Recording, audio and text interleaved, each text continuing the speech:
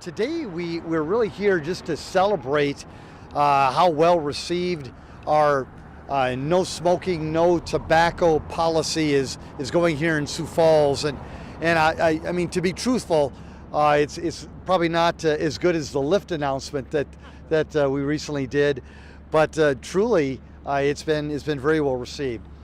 First of all, I want to thank the team that was involved in helping to make this happen. Certainly folks at our health department, our legal department, our parks department, and project management team, and so many others, but also certainly the city council that came along on this sometimes bumpy road to get us where we ultimately wanted to be. But also just wanted to thank the citizens of Sioux Falls, as well as the visitors to Sioux Falls, as well as those organizations that put on these grand events on our public property every now and then. Give you some examples, a Jazz Fest, for example, or Hot Harley Nights, for example, or all these other wonderful festivals and events that are happening on city property. And certainly we were a bit concerned, how would they react? Not only the organizers, but the visitors to these events, and they've reacted in a very, very supportive way. So again, we also want to thank them as well. I think it's no surprise that due to some situations within my family, I am not a fan of smoking, not a fan of any tobacco use.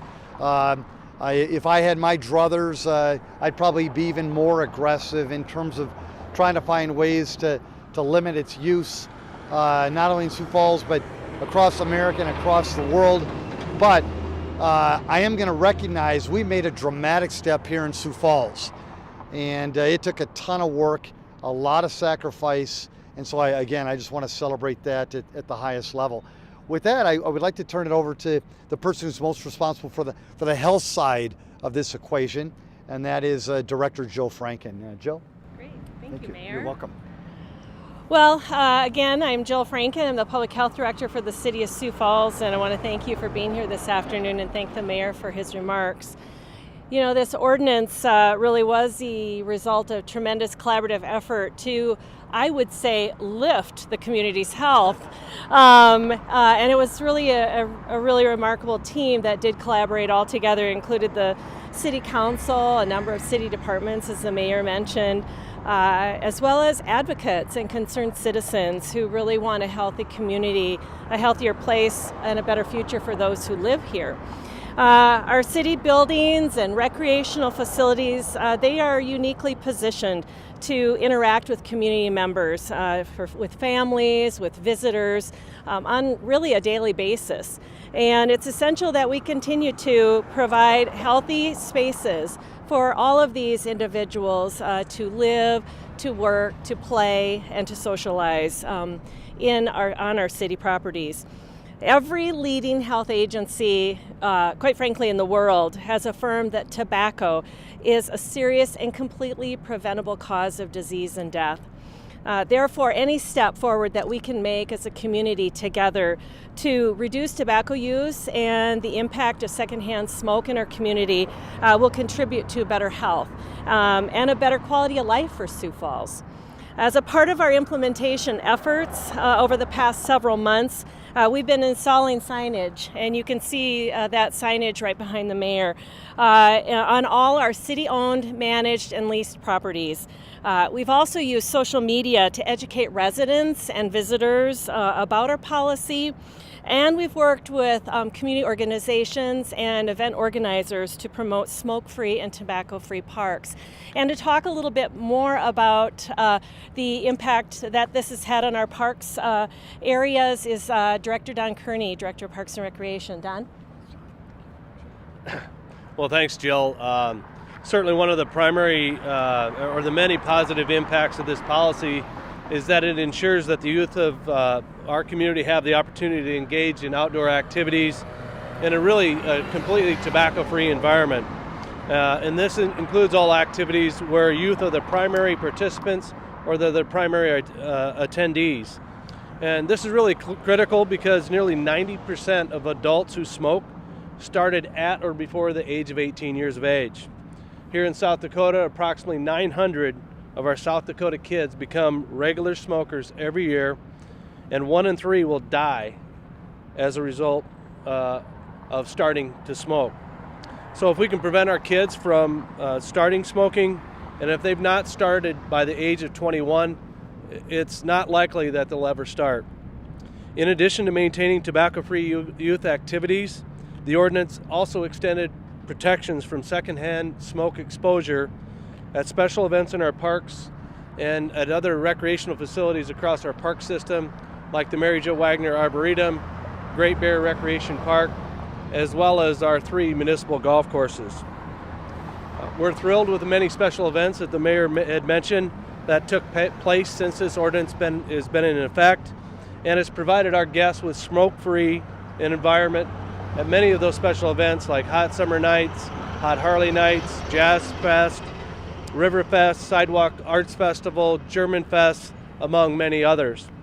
We're also very pleased that none of these events reported any issues with implementation, and in fact, we received very positive feedback from event participants.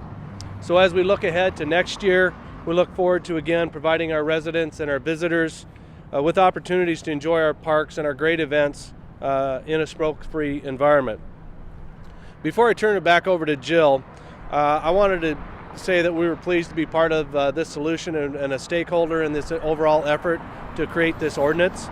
Excellence is a core value that we hold up within our Parks and Rec department, and one of the ways that we define that is through providing exceptional experiences within our park system. And by having this ordinance in place, will really help us to be able to provide those exceptional experiences throughout our park system. So again, thank you for allowing us to be part of this, and it was a great experience just being part of everybody that really made it all happen. So with that, I turn it back over to Jill. Thank you so much, Director Kearney.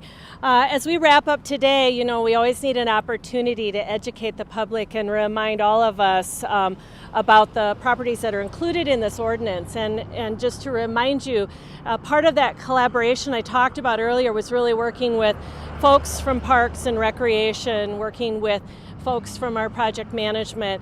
Our Live Well team was one of the leads in this project, but also then our city council, and much of what you have here was a lot of work that was done on their part to create this ordinance language, and Councilor Erickson led that charge. And so I just really want to give a shout out to her as well as the city council who unanimously voted on these policies. So first and foremost, as Don alluded to, tobacco products, including electronic smoking devices, are not allowed on any city-owned property when youth activities take place, and he talked about what constitutes a youth activity. All Siouxland libraries are tobacco-free, not just smoke-free, but tobacco-free. In addition, smoking, including use of electronic smoking devices, is regulated. For example, the area within 25 feet of entrances of all city-owned buildings is smoke-free. So that would be a reason why you might see signs located positioned where they are on our city sidewalks to remind people of that. This would be a building that would apply to. Special events on city property are smoke-free unless an event organizer gains approval for a defined smoking area that minimizes public exposure to smoking. And if I'm correct, we only had one special event this summer that was located in a park that chose to, because of special circumstances, have a designated area, and worked very closely with Parks and Recreation and the Event Center committee to make sure that they were complying with what was appropriate there. Otherwise, the remaining events this summer were smoke-free, which is just great for our community. Okay, then city property leased or managed by a third party, such as the Washington Pavilion, the Orpheum Theater, Great Bear Recreation Area, Canary Stadium, and the Sheraton Hotel are all smoke-free. They can have, if they choose, an area that they define to be used for smoking if they choose. And so you may see that in certain areas of some of those properties.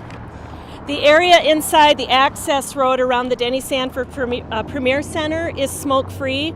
Inside that access road is places like the Premier Center as well as the Convention Center and Arena. So if you go out there, you can see there is we call it the ring road, and within that we require that to be smoke-free. City golf courses are also smoke-free with the exception of in the parking lots or during the course of play, and there's specific criteria around what defines course of play.